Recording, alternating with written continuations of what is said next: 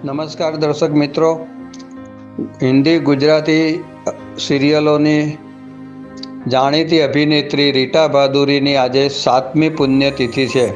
તે નિમિત્તે સિનેસરિતા પરિવાર રીટાજીના નતમસ્તકે શ્રદ્ધાંજલિ પાઠવે છે। તો આજે આપણે રીટાજીના જીવન કવન વિશે જાણીશું। રીટા બહાદુરી સિનેસરિતા અને ચાહકોના દિલમાં આજે પણ તેમના અભિનય દ્વારા જીવંત છે।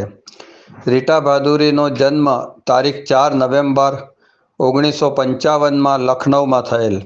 માતા ચંદ્રિમા બહાદુરીને 2 દીકરીઓ હતી, જેમાં એક રીટા બહાદુરી અને એક તેમની દીકરી બીજી, અને એક દીકરો રણદેવ બહાદુરી, જે ફિલ્મોના જાણીતા ફોટોગ્રાફર હતા, આજે આ દુનિયામાં હયાત નથી। રીટા બહાદુરીએ 1968માં તેરી તલાશ ફિલ્મથી અભિનય યાત્રા શરૂ કરી અને બેટા, જૂલી, ફૂलन देवी, घर हो तो ऐसा, राजा જેવી અનેક હિન્દી ફિલ્મોમાં તેમને અભિનયના અજવાળા પાથર્યા તથા સાવન કો આને દો ફિલ્મમાં તેમને સહાયક અભિનેત્રી તરીકેનો ફિલ્મફેર એવોર્ડ પણ મળેલો હતો।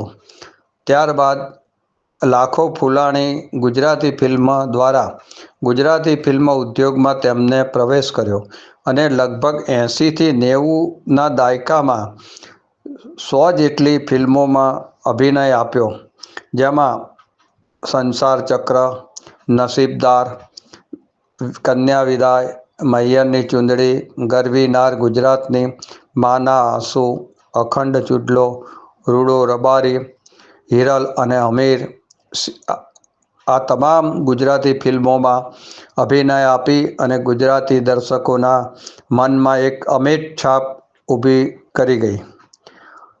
અને છતાં પણ તેમને સિરિયલમાં કામ કરવાનું વધુ ગમતું હતું, તેથી તેમને સિરિયલમાં પણ અભિનય કરવાનો ચાલુ કર્યો, જેમાં કુમકુમ, અમાનત, હસરત હૈ જેવી અનેક સિરિયલોમાં તેમને અભિનયના અજવાળા પાથર્યા અને છેલ્લે નિમકી મુખિયા નામની સિરિયલમાં તેમને દાદીમાની સુંદર ભૂમિકા ભજવી રહ્યા હતા। તે દરમિયાન તેમને કિડનીની બીમારી થઈ અને 10 દિવસ હોસ્પિટલમાં સારવાર દરમિયાન 62 વર્ષની ઉંમરે તેમને આ દુનિયામાંથી વિદાય લીધી।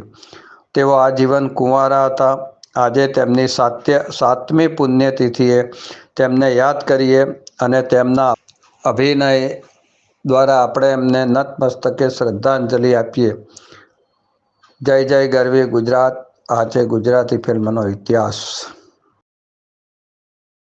સિનેસરિતાના પ્રાયોજક છે Ruku herbal products, gold hair oil અને ડાયમંડ મસાજ ઓઇલ। સવારની લહેજત, ગરમાગરમ ચા અને વ્રજકિશન ભૂમિ અખબાર। વ્રજકિશન ભૂમિ સિનેસરિતાના મીડિયા પાર્ટનર।